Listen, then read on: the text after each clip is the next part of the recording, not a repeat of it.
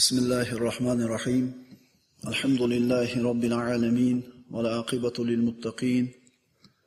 Wassalatu wassalamu ala sayyidina Muhammad as-sadiqil wa'dil amin wa ala alihi wa ashabihi ajma'in. Amma ba'd. Assalomu alaykum va rahmatullohi va barakatuh. Islomda farzand tarbiyasi deb nomlanadigan darsimizni navbatdagisi. Payg'ambarimiz sollallohu alayhi vasallam aytadilar: "Kafa bil mar'i ithman an yudayya man yaqut." O'zi ovqatlantiradiganlarni, ya'ni kishi o'zini oila a'zolarini zoya qilishi shu kishi uchun yetarli gunoh. Zoya qilishi deganda nima nazarda tutiladi? Har bitta odam Alloh unga bir farzand bergan bo'lsa, yediradi, ichiradi, kiydiradi, uni bir uy bilan ta'minlaydi va boshqa ishlar bilan ovora bo'ladi. Ammo zoya qilishlik qaysi? Zoya qilishlik degani shu oila a'zolarini, farzandlariga Allohni tanitmasligi, dinni o'rgatmasligi. Mana shu narsa kishi o'zini oila a'zolarini zoya qildi deb tushuniladi. Ya'ni qaytarib aytamiz, yediradi, ichiradi, kiydiradi, dunyosini ta'minlaydi-yu, ammo iymoni, e'tiqodi, aqidasini, tarbiyasiga e'tibor bermaydi. Agar kim shunday qilgan bo'lsa, demak bu kishi uchun yetarli gunoh shu ish. Otalar o'zining farzandlarini yaxshi ko'rishligi Alloh taolo ularning tabiatiga qo'ygan bir xususiyat. Ota borki, yaxshi ko'radi bolasini. Bu tabiatda bor narsa. Masalan, tabiatingizda bor qilgan ish uchun shu ishni qilsangiz, ajr olasizmi, yo'qmi? Masalan, kechki ovqatni qilib yesiz. Shunga savob bormi sizga? Yoki saqotib ketdingiz, ustingizni yopib oldingiz. Savob bormi, yo'qmi? Bunga savob yo'q. Sog'liqni saqlash vazirligi buyruq chiqardi. Har kuni kechki payt 8 da ovqat qilib yeyilsin dedi. Bu kulgili narsa bu. Chunki bu narsani buyurmasa ham o'zi hamma qilaveradigan ish bu. Demak, otalar bolalarni yaxshi ko'rishligi ularning tabiatida bor. Xohlaydimi, xohlamaydimi ota bolasini yaxshi ko'radi. Bu ota olimmi, johilmi, musulmonmi, kofirmi, shaharlimi, sahroymi farqi yo'q. Otami bolasini yaxshi ko'raveradi.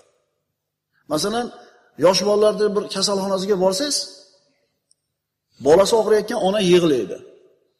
Bu ona musulmonmi, kofirmi, qaysi millat vakili, buni farqi yo'q. Chunki onaning qalbida ham bolaga nisbatan muhabbat albatta bor. Demak, inson o'zini tabiatida bor bo'lgan ishlarni qilganiga ajr olmaydi. Balki tabiatida yo'q bo'lgan narsalarda qilganiga ajr oladi. Otalar farzandlarni yaxshi ko'rishligi tabiat. Ammo farzandlar otalarini yaxshi ko'rishligi taklif. Farzandni qalbida ota-onasiga nisbatan muhabbat bo'lishi, ularni yaxshi ko'rishligi shariatni farzandlar ustiga qo'ygan taklifi. Bu narsa uchun ajr oladi. Bu narsa uchun ajr oladi. Qachon uni tarbiya qilganiga savob oladi? Qachonki diniga, e'tiqodiga, aqidasiga e'tibor qilsa, namoziga qarasa, ibodatiga qarasa, shunda farzandiga inoyat qilganligiga ajr oladi. Demak, ota faqatgina agar bolasini sog'ligi, kiyimi, ta'minotini e'tibor qilsa, dinini, axloqini, tarbiyasini bee'tibor qoldiradigan bo'lsa, bu narsa uchun ajr olmaydi. Shuning uchun bolalar haqida Qur'onda bitta oyat keladi. Astagfirullah, bolalarda inoyat qilish to'g'risida. Yusikumullohu fi auladikum lizzakari mislu hazzil unsayayn. Ya'ni shu meros berishlikda farzandlarga bir Alloh taolo yaxshilik qilishlikni vasiyat qiladi. Ya'ni Alloh farzandlaringizga tegishli meros haqida bir o'g'il uchun 2 qiz ulushi barobarida meros berishni amr qilur. Bolalar haqida bitta oyat bor. Ya'ni 2 ta qiz bolani ulushi bitta o'g'il bolaga beriladi. Yosh bolalarga mana shu farzandlaringizga meros bo'lishida adolatli bo'linglar deydi. Boshqa oyat yo'q farzand haqida. Chunki farzandga bo'lgan muhabbat aytdik, insonning tabiatida o'z-o'zidan bor narsa. Ammo farzand ota-onasini yaxshi ko'rishi, ularning xizmatida turishligi bu endi taklif. Ya'ni bu ibodat bu. Demak, inson farzandning tabiatida yo'q bu narsa. Astagfirullah. Va qada robbuka alla ta'budu illa iyya va bil validayni ihsana. Parvardigoringiz yolg'iz uning o'ziga ibodat qilishlaringizni hamda ota-onaga yaxshilik qilishlaringizni amr etdi. Imma yablughanna 'indakal kibar ahaduhuma aw kilahuma fala taqul lahumā uff wa la tanharhuma wa qul lahumā qawlan karīma.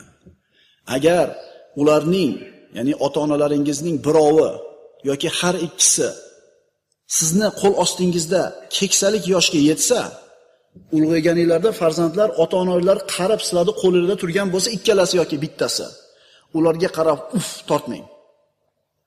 Va ularning so'zlarini qaytarmang va ularga doim yaxshi so'z ayting. Bu endi buyruq. Ota-onasini inoyat qilishligi, xizmatida turishi, ularga uf demasligi, ularga lutf bilan muomala qilishi, bu endi ibodat. Bu narsa uchun farzand Alloh azza va jalladan ajr savob oladi.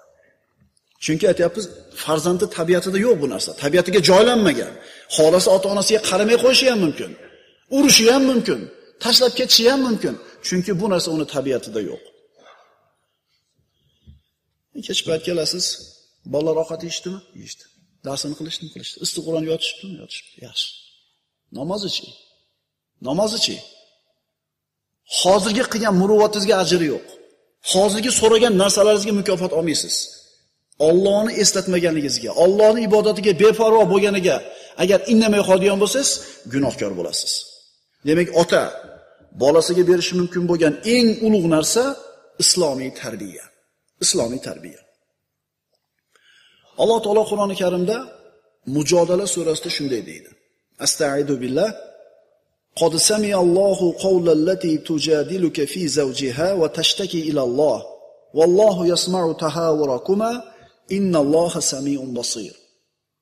Ey Muhammad sallallohu alayhi vasallam, dar haqiqat Alloh siz bilan o'z jufti haqida bahslashayotgan va Allohga shikoyat qilayotgan ayolning so'zini eshitdi. Alloh sizlarning basti javoblaringizni eshitdi.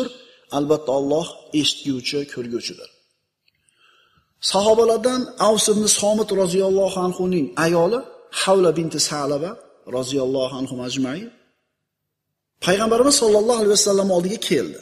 Havla binti Salaba kelib aytdi: "Ya Rasululloh, erim men yosh vaqtimda uylandi, chiroyim bor edi, molim bor edi, qarindosh urug'larim ko'p edi. Endi yoshim qarib, qornim kattayib, oilam yo'q bo'lib, molim tugagandan keyin endi kelib sen menga onamni kuragi kabi haromsan dedi. Menga haromsan dedi. Menda uni bolalari bor dedi. Chunki ularning tarbiyasi bilan men shug'ullanaman. Agar o'zim bilan olib qolsam, och qolib ketishadi." Qarang, otasi ularni boqadi, men tarbiyasi bilan shug'ullanaman. Otasi tirikchilik qilib, non topaman deb ko'chada yuradigan bo'lsa, betarbiya bo'lib qoladi bolalar. Chunki otasi ko'chada non topaman deb yuradi.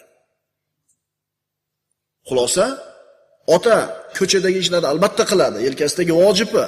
Lekin undan avvalgi, undan ko'ra muhimroq bo'lgan vojibi farzandlariga Robbisini tanishligi, diniy tarbiya berishligi. Mana bir necha dars farzandlar tarbiyasining ahamiyati haqida suhbat qilamiz. Biz nimani o'rganyapmiz? Qanchalar yelkanimizdagi yuk og'ir, qanchalik bu mehnatni uzoq qilishimiz kerak. Shu narsani anglashligimiz kerak. Avvalgi bir qancha darslarimizda tarbiyaga oid bo'lgan so'zlar. Birodarlar, ummat faqat tarbiya yo'li bilan yuksaladi. Farzandlarimizga islomiy tarbiya berishlik bilan ummat yuksaladi. Johiz rivoyat qiladi. Uquba ibn Abu Sufyon o'zini o'g'lini muallimga topshiryapti, odob beruvchi kishiga topshiryapti, shunday dedi: "Meni bolamga odob berishda birinchi qiladigan ishing o'zingni isloh qilishing bo'lsin. Meni bolamga tarbiya berishda birinchi qiladigan ishing o'zingni tuzat. Chunki ularning ko'zlari seni ko'zingga bog'langan. Sen chiroyli ko'rgan narsani ular ham chiroyli ko'radi. Sen xunuk deb bilgan narsani ular ham xunuk deb biladi." Kimdan ta'lim olyapti bolalarimiz? O'shunga e'tibor berishimiz kerak ekan. Masalan, behayo kiyinib yurishlikni madaniyat deb biladigan o'qituvchining qo'lida bo'lsa, bolangiz o'sha narsani madaniyat deb biladi. avratlarni yopib qizlarimiz hayosi bilan, ibosi bilan ko'chada yurishligini, bu qoloqlikning alomati deydigan muallimani qo'lida bo'lsa, bularga nisbatan qarash ham shunaqa bo'ladi. O'qituvchi, muallim, murabbiy, tarbiya beradigan qanaqa odam bo'lsa, o'quvchilar ham xuddi shularda. Shuning uchun kimdan ta'lim olayotganligini farzandlarimizni qarab qo'yishimiz kerak bo'ladi. Sen chiroyli ko'rgan narsani chiroyli ko'radi bolam, sen yomon ko'rgan narsani yomon deb biladi bolam. Farzandingizni odob beruvchiga, muallimga, tarbiyachiga topshirdingiz, bo'ldi. Nazaringizda. Nima demoqchimiz? Otalar bilan muallimlarning o'rtasida hamkorlik bo'lishlik kerak. Qarz ikki qo'ldan chiqadi. Agar berdim, qutuldim deydigan bo'lsangiz, u o'qituvchi nechta o'quvchisi bor qo'lida? Qaysi biriga diqqat qilib ulgursin. Ota-ona tomonidan nazorat bo'lishligi kerak bo'ladi. Tarbiya chiroyli bo'lishligi uchun. Qarang, Uquba ibn Abu Sufyon yana nima deydi? Meni bolamga odob berishda birinchi qiladigan ishing o'zingni isloh qilishing bo'lsin. Muallimga aytayapti bu gapni. Sen chiroyli ko'rgan narsani ular ham chiroyli ko'radi. Sen xunuk ko'rgan narsani ular ham xunuk ko'radi. Ularga hukamolarning siyratlaridan, adiblarning axloqlarini gapirib ber va farzandimni men bilan qo'rqit. Nima degani bu? Nima degani bu? Dadangga aytaman degan. Bu shu o'qitib ekanlar biladi. Dadangga aytaman deydi. Dadangga aytaman deydi. Ayta olmaydi deydi. Nimaga? Dadam kelmaydi deb bergan. Dadam kelmaydi. Chaqirsa ham bormaydi. Oxirgi ota-onalar majlisiga chaqirganda maktabda farzandlaringlarda, mana erkaklar o'tiribdi. Qo'l ko'tarib qo'ylardi borganlar. Bitta, ikkita, uchta, to'rtta bo'ladi, 1000 ta odamga 4 ta odam bo'ladi. Dada, ota-onalar majlis vaqt ening borib qo'yadi deydi. Sizni davomchingiz edi shu bola. Sizni vujudingizni davomi edi. Qanaqa odam bo'lishligi, yaxshi yomon bo'lishligi sizga kerak edi. Siz bormadingizmi? Endi xafa bo'lmang. Uquba davom etadi. Ularga kasalini bilmay turib, dorini berishga shoshilmagan tabib kabi bo'l. Kasaldan aniqlamay turib, tabib dori tayinlamaydi. Kasalni aniqlaydi, keyin dorini. Xuddi shunaqa odam, shunaqa muomala qilgan farzandlarimga. Bu ishda senga suyandim. Farzandimning tarbiyasida senga suyandim. Uni senga topshirdim. Sen meni uzrni qabul qiladi deb kutma. Farzandlar ota-onalarning ko'zini quvonchi. Shuning uchun muallimlar o'zidagi eng zo'r narsani berish kerak. Eng zo'r narsani berishlik kerak. Ibn Xoldun o'zining muqaddimasida rivoyat qiladi. Harun ar-Rashid o'zini o'g'lini muallimga topshiryotib shunday dedi. Albatta Amirul Mu'minin senga o'zini jonini, ko'zini, quvonchini topshiryapti. Ota-onalar uchun farzand bu qalbni chechagi, ko'zni quvonchi, qalbni bir gavhari. Shuning uchun muallimlar ham yelkasidagi omonat qanchaligini bilish kerak. Muallimlarga aytiladigan so'z yog'och usta yog'och bilan muomala qiladi. Yurist, advokat odamlarni muammolari bilan muomala qiladi. Temirchi temir bilan muomala qiladi. Tabiblar insonni jasadi bilan muomala qiladi. Bir hunarni ikkinchi hunardan balandligi shu hunar nimani ustida bahs yuritadi, shunga bog'liq. Demak, yog'ochdan ko'ra temir balandroq, temirdan ko'ra tilla balandroq. Tilladan ko'ra insonning jasadi balandroq. Endi muallimlar nima bilan muomala qiladi? insonlarni ruhi bilan muomala qiladi. Tabiblar ish ham 60 yil, 70 yil keyin ketadi. Sizlar ming parvarish qilinglar, doktor akalar nima bo'ladi baribir ketadi. Ammo muallimlar odamni ruhi bilan muomala qiladi. Agar to'g'ri tarbiya qilinsa, abadiy jannatga boradi bu ruhi. Aks holda abadiy tushunarlimi? Shuning uchun muallimlarning ishidaqa mas'uliyatli, xatarli va sharafli ish yo'q. Lekin taassuf bizda muallimlarning qadri eng past hisoblanadigan mehnatlardan. Eng oz oylik kimiki? O'rni kelganda aytib qo'yaylik, akalar maktabga pul sarflaylar. Bolalaringiz o'qiyapti, pechga olib borib beringlar. Leninni solib beringlar, romini to'g'rilab beringlar, qishda bemorlar o'tirsin. Sharoit qilinglar, doskasi yangilab beringlar. Qaranglar-da, 70-80-yilgi jihozlar bilan turibdi sinflar. Sizlarga kerak ularni o'qishi. Birodarlar, sizlarga kerak. Muallim esa jamiyatdagi eng muhim, eng afzal toifa farzandlar bilan muomala qiladi. Demak, muallim Allohdan qo'rqish kerak. Oqni oq deyish kerak, qorani qora deyishlik kerak. Muallim Allohdan qo'rqish kerak, chunki muallimni ko'zi bilan qaraydi farzandlar dunyoga. Agar yaxshilikni o'rgatsa, yaxshi, yomonlikni o'rgatsa, yomon bo'ladi. Keyingi nuqtamiz tarbiyaga oid nasihatlar. Kishi farzandini tarbiyalash kerak. Lekin tarbiyani yo'li ko'p. Musulmon kishi farzandini islomiy, iymoniy tarbiya bilan tarbiya qilishi kerak. Ayrim xonadonlarga kirib qolasan, eski kirib qolgan, aqli yetib qolgan, nima deydi, bolalar kim keldi, kim ketdi qaramaydi ham. Beparvo. Yo, qandaydir bir beadabgarchilikni qilaveradi. Nima sababdan? Ota-onasi tashab qo'ygan shunday. Qaranglar, ko'chatni ko'chiradi bog'bon. Tek qo'yib qo'ysa ham so'radi u.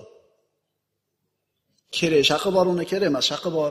Putash kerak, dori berish kerak, suv qo'yish kerak, tayin chopish kerak. Tek qo'yib qo'ysa ham o'saveradi. Ammo xohlaganda o'sib qoladi. Agar bu daraxtda o'zingiz xohlaganda bo'lishini xohlasangiz, mehnat qilishlik kerak. Tek qo'yib qo'ysangiz bola ham o'sib qolaveradi. Faqat boshqalar chopib qo'yadi uni tayini. Boshqalar putab qo'yadi uni shaqini.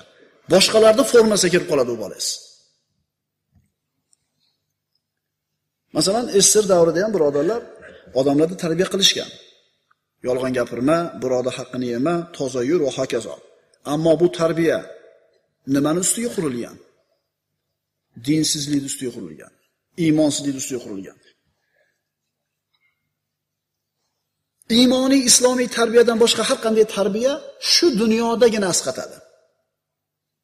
Iymoniy islomiy tarbiyadan boshqa har qanday tarbiya faqat shu dunyoda asqatadi insonga. Ammo oxiratda foyda qiladigani faqat iymoniy islomiy tarbiya bo'ladi. Diniy bilim, islomiy tarbiya insonni ikki dunyoda saodatga, farovonlikka yetaklaydi. Birodarlar, diniy tarbiya, diniy bilim insonda haqiqatan bir rohatlantiradi, foydalantiradi. Bu tarbiya, bu ilm insonni dunyoda odamlarning qalbidan joy olishlikka olib boradi. Odamlarning ichida martabasi yuqori bo'lishiga olib boradi. Kishi diniy bilimdan xabari bo'lsa, islomiy tarbiya olgan bo'lsa, odamlar orasida ishonchli odam bo'ladi, mukarram bo'ladi, ulug' bo'lishiga olib boradi. Demak, diniy bilim, islomiy tarbiya insonni ikki dunyoda saodatga yetaklaydi. Birodarlar, shuning uchun har qanday ta'limdan avval Allohni tanitaylik. Til o'rgatgani beramizmi? Matematika, fizikani o'rgatgani beramizmi? Albatta beramiz, bularga o'rgatishlik kerak, ammo bulardan avval Allohni tanitish kerak. Dinni tanitish kerak. Shundan keyin narigi narsalarni ham osonlik bilan o'zlashtiradi. Kunlardan birida payg'ambarimiz sollallohu alayhi vasallam masjidga kirib, bir kishini ko'rdida, "Kim bu?" deb so'radi Rasululloh. Bu odam nassob deyishdi. Nassob nima? Arablarning qabilalari, nasl nasablarini biladigan kishi deyishdi. Payg'ambarimiz aytdilar, "Bu ilm dedi, uni o'rganganga foyda keltirmaydi. Bu ilmdan bexabar odamga zarar keltirmaydi" dedi. Shuning uchun avvalambor insonga birinchi navbatda foyda keltiradigan ilm bu diniy bilim. Undan keyin boshqa bilimlar undan keyin berilishligi kerak. Shuning uchun Abdulloh ibn Amr roziyallohu anhudan rivoyat qilinadi. Allohumma inni a'udhu bika min qalbin la yakhsha va min du'ain la yusma va min nafsin la tashba va min ilmin la yanfa'u a'udhu bika min haula'i arba'a. Parvardigor, men sendan qo'rqmaydigan qalbdan panoh berishingni so'rayman. Eshitilmaydigan duodan, to'ymaydigan nafsdan va befoyda ilmdan panoh berishingni so'rayman. Sendan shu 4 ta narsadan panoh so'rayman dedi. Siz o'rgangan narsa sizga faqat shu dunyoda emas, oxiratda ham asqatadigan ilm bo'lishligi kerak. Bunga haris bo'lishimiz lozim. Imom G'azoli aytadi, Qur'onda qaysi o'rinda ilm degan kalima zikr qilingan bo'lsa, Bas bu so'zdan Allohni tanitadigan ilm nazarda tutilgan. Qayerda ilm deyilgan bo'lsa, yarfa'illahu allazina amanu minkum vallazina utul ilma darajat. Oranglarda ilm berilgan kishilarning Alloh darajasini ko'taradi dedi. Qaysi ilm desa, Allohni tanitadigan ilm. To'g'ri hamda bir odam dunyodagi eng katta ilmiy unvonlarni olsin. Hamma mukofotlarda jamlagan bo'lsin. Agar Allohni tanimagan bo'lsa, bu ilmlar chunki qabrga kirishi bilan bu ilmlarda hamma unvonlar yerda betida qoladi. Allohni tanitadigan ilmdan bexabar bo'lgan bo'lsa, kalimani bilmasa, halol haromda farqiga bormagan bo'lsa, oqibati nima bo'ladi bu odamda? Biz farzandlarimizni zo'r fizik bo'lishini xohlaymiz. Zo'r matematik bo'lishini xohlaymiz. Dunyo maydonidagi, dunyo ilm maydonida katta yutuqlarga erishishini albatta xohlaymiz, ammo Allohni tanitganimizdan keyin, diniy bilimlarni o'rgangandan keyin. Inechi qayerga jo'natsangiz ham bolangizni Allohni tanitib, diniy bilimni joylab qo'yganingizdan keyin, islomiy tarbiyani berganingizdan keyin, dunyoda qayerga jo'natsangiz ham xotirjam bo'lasiz. Chunki e'tiqodi, dunyo qarashi shakllanib bo'lgan. 13 ga 14 ga kirgan bolalarni boshqa mamlakatlarga jo'natib yuboryapti otalar, eshityapmiz. G'arbmidi, sharqmidi? U bolani hali mo kallasi qatigani yo'q. Dunyo qarashi shakllangani yo'q. Nima oq, nima qora hali tushunmaydi. O'sha yurtlarga borib, birodarlar, shularni suvini ichib, o'shlarni kapatasiga kirib qolmasin. Dunyo qarashi o'sha yerda shakllanib keldimi? Bo'ldi, endi tuzata olmaysiz. Bu bolani yo'qotdingiz. Biz tarbiyaga oid so'zlarni gapiryapmiz. Kishi farzandiga rozgo'ylikni xuddi Qur'on oyatlarini o'rgatgandek ehtimom bilan, e'tibor bilan, diqqat bilan o'rgatish kerak. Rozgo'ylikni xuddi Qur'onni o'rgatgandek o'rgatishlik kerak. Erikmaslik kerak. Ba'zida ana shu 3-chimida, 2-chimi sinfda o'qiydigan bolangizni qo'lida qalam ko'rib qolasiz, siz olib bermadingiz uni. Qayerdan olding buni desiz, o'rtog'im falonchi berib turdi deydi. Bo'ldi, xotirjamsiz. Yolg'on gapirmayaptimikin? Yarim kuningizni sarflab boring. O'sha falonchi o'rtog'ini chaqiring. Sen qalamni meni o'g'limga berdingmi? Yo'q. Agar bir marta borib turib, mana shu gapirgan gapi yolg'onligini tekshirib, bir marta chora ko'rib qo'yadigan bo'lsangiz, bola odatlanadi. Gapirgan gapiga javob berishi, qilgan ishiga javobgarlik borligini his qiladi-da, keyin olmaydi. Nima demadinglar? Ha, biz bo'ladi, qoldi nimalar yurmaydi? Telefonmidi, velosipedmidi, yana nima edi? Biz e'tibor qilmaymiz, akalar. Tarbiyaga oid so'zlardan yana ayrimlarini o'qiymiz. Mana hozir farzandlar qarindosh o'g'illariga bemehr bo'lib ketgan, tanimaydi qarindoshlarini degan gapni eshitib qolamiz. Kim shuna qildi? Ota-onalar o'zlari. Avvalgi davrlarda mana katta otalarimiz aytsa, birov to'y qilsa, akasi yoki singlisi oilasi bilan borib 1 kun, 2 kun yotib shu yerda to'y o'tkazilardi. Ko'rmagan qarindoshlarini ko'rardi, tanimaganlarini tanib olardi. Hozirchi odamlarda fe'li tor bo'lib ketganidan bolalar qo'yib kelinglar deydi. Hozirgi kelin oilalar. Bormi? Er indamay turaveradi. Uyda xotinda xo'jayin. Bolalar qo'yib kelinglar deydi. Qarindoshlarni ziyofat o'zi bemalol o'tiraylik deydi. Endi qayoqdan bu bola qarindoshlarini tanisin? Qayoqdan ammasini bilsin, qayoqdan tog'asini farzandlarini tanisin? Ayb kimda? O'zi qarindosh urug'lar nimaga yig'ilish kerak edi? Nimaga yig'ilish kerak edi? Siyla rahmni tikkalashlik uchunmi?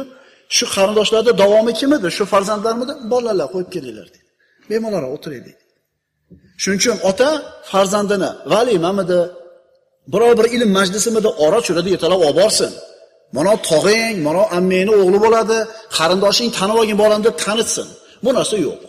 Bu narsa yo'qib ketgan.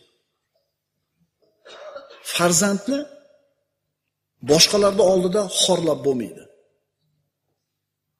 Masxara qilib berasiz bolangizni birovlarning oldida. Urib beramiz, baqirib beramiz, so'kib beramiz. Mana shu narsa ko'nglini sindiradi bolalarni. Har qancha ta'lim bo'lsa, har qancha tarbiya bo'lsa, har qancha kaltak bo'lsa, alohida. Hammani oldida emas. Agar bola yolg'onga odatlanayotgan bo'lsa, bir marta ogohlantiriladi, bir marta tanbeh beriladi, keyin bir chora, biror bir jazo qo'llashlik kerak bo'ladi. Chunki aytdik, yolg'onchilik ham boshqa odatlarga o'xshab yoshligidan o'rganiladigan narsa. Yana tarbiyaga oid so'zlardan Ibn Sino shunday deydi, farzand tarbiyasida bola maktabida odobi, odatlari chiroyli bo'lgan yaxshi bolalar bilan birga bo'lishligi kerak. Ulfating degan gap bor. Farzandingiz yaxshi odamlar bolalar bilan, odobli, xulqli bolalar bilan birga bo'lsa, shu tarbiya ulamolari aytadi, farzand o'zidagi odatlarni 60% dan ko'prog'ini o'zini tengqurlardan yuqtiradi, qolgan qismini ota-onasidan yuqtiradi deydi. Tushunarlimi? Farzandingizda qanaqa bir odat bo'ladigan bo'lsa, buni 60% dan ko'prog'i o'zini tengqurlaridan bo'ladi. Undan ozrog'i ota-onasidan olinadi. Shuning uchun kim bilan ulfat bo'layotganiga qarashlik kerak bo'ladi. Bu zamonda birodarlar, otalarga, onalarga duch keladigan eng katta muammo va eng birinchi muammo farzand tarbiyasi. Biz farzand tarbiyasining ahamiyati haqida so'z yuritdik. Alloh taolo Qur'onda shunday marhamat qiladi. Al-yawma akmaltu lakum dinakum va atmamtu alaykum ni'mati va raditu lakumul islama dina. Bugun sizlarga diningizni komil qildim. Ne'matimni benuqson, to'kis qilib berdim va sizlar uchun faqat islomni din qilib tanladim. Parvardigorimiz dinimizni komil deyapti. Mukammal deyapti. Demak, bu din birodarlar hayotimizda bizga nima ko'rsatma kerak bo'lsa, hammasi bor. Farzand ham hayotimizning bir qismimi? Farzandlar siz bilan bizni hayotimizning bir qismimi? Demak, albatta bu haqida ham ko'rsatma bor. Qur'on oyatlarida, payg'ambarimiz sollallohu alayhi vasallamning sunnati mutahharasida. Fasod yoyilgan bu zamonda birodarlar, birinchi o'ringa chiqayotgan ish farzand tarbiyasi bo'lib qolyapti. Agar musulmonlar o'zlarini hayotida Allohning kitobini, payg'ambarimizning sunnatini tatbiq qilishganida hozirgi achinarli holatga tushib qolmagan bo'lardi musulmonlar. Otalar bir ikkinchisiga shikoyat qilib qoladi farzandidan. Bolasi ota xohlaganday bo'lmadi. Tarbiyasini buzadigan holatlar, fitnalar ko'payib ketdi. Atrof fasodga uchrab ketdi. Dunyo qarashini buzadigan hiylalar ko'payib ketdi. Hamma narsa gunoh ma'siyat qilishga chaqiradi. Shuning uchun biz bu zamonda, fasodga uchragan bu zamonda otalarga birinchi uchraydigan eng katta va eng muhim muammo bu farzandlarning tarbiyasi desak, biz mubolag'a qilgan bo'lmaymiz. Agar mana shu ko'rsatmalar bilan ish tutilganida farzandlar otalarning ko'zini quvonchi bo'lar edi. Endi albatta hammani farzandlari betarbiya bo'lib ketdi deb aytmaymiz. Tarbiyasi bilan shug'ullangan, bir odobli, axloqli farzandlar ham bor. Lekin umumiy ahvolga qaraladigan bo'lsa, ahvol yaxshi emas. Albatta ota-onasi solih bo'lib turib, farzandi noqobil bo'lganlar ham bor. Xos holatlar. Masalan, Nuh alayhissalom Allohning payg'ambari edi. O'g'illardan bittasi kofir bo'ldi. Xos holatlar bor. Ota-ona zo'r, lekin farzand noqobil. Lekin bu juda bir nodir holat, kam holat. Demak, eng ulug' amal farzandni iymon bilan tarbiya qilishlik. Odatda otalar 40 ga kirgandan keyin Robbilari bilan aloqalarini tuzatishga tushishadi. Boshqacha qilib aytsak, 40 ga kirganda eskiradi. Bu vaqtga kelib foiz ketib bo'lgan edi. Bolasining yoshi 20 yetib bo'ldi. Endi har qancha urinmasin, foiz ketdi. Vaqt o'tdi. Agar bu otalar islom manhajini bilganida, tushunganida, shu bilan o'zi yashab, farzandlarini shu bilan tarbiya qilganida, bu bolalar boshqacha bo'lar edi. Endi vaqt o'tdi, dindan uzoq yurdi, manhajdan tashqarida bo'ldi, dunyo topish bilan ovora bo'ldi, uy solish kerak, tom yopish kerak, mashina olish kerak, chek solish kerak deb yuraverdi, ko'chada qoldi, bolalar tarbiyasi qolib ketdi. Endi o'ylang, kishi ulg'ayganda, keksayganda shu farzandlar atrofida shunday jamlanib tursa, otasini dilini olishlikda og'ir gunohligini bilsa, otasini ko'nglini ko'tarishlik qanaqa ulug' ibodat ekanligini bilsa, har bitta og'izdan chiqqan gapni muhayyo qilishlikka shay tursa, hurmat qilsa, albatta bu oqsoqol dunyodagi eng baxtli oqsoqol bo'ladi. Birodarlar, farzandlarimizni tarbiyasiga sarflagan vaqtimiz, kuchimiz, moli dunyomiz minglagan barobar ziyoda bo'lib qaytib keladi dunyoda o'zida ham. Shuning uchun farzand tarbiyasining mukofoti faqat oxiratga olib qo'yilgan emas. Farzandlarni chiroyli islom bilan tarbiya qilgan odamning mukofoti shu dunyoda ham beriladi. Yana shunaqa farzandlar ham bor. Ota-onasiga bir musibat, balo. Boyagi ko'chat singari shuni kattayib qolgan. G'ami yeyish, ichish, chiqib mehnat qilishlikka bir yuragini quvvati yetmaydi. Tayyor narsani tekinxo'r bo'lib yeydi. Yeganda ham to'g'rimi-to'g'ri yemaydi. Ona yo'qmi, mana yo'qmi deb turadi. So'qinday bo'lib qolib. Buni ham kim tarbiyaladi? Shu ota-ona tarbiyaladi. Kim shunaqa qilib tambal qilib qo'ydi uni? Shu ota-onami? Ota-onasiga qulluqqa muomala qiladi. Shu farzand shu ota-onani o'zini mehnatining samarasi. Kishini qiladigan eng ulug' amali farzandini islomiy tarbiya bilan tarbiya qilishligi. Alloh subhanahu va taolo eshitilgan barcha bir ma'ruzalarga amal qilishlikka hammamizga tavfiq bergan bo'lsin. Aqulu qawli hada va astagfirulloh li va lakum. Assalomu alaykum va rahmatullohi va barakatuh.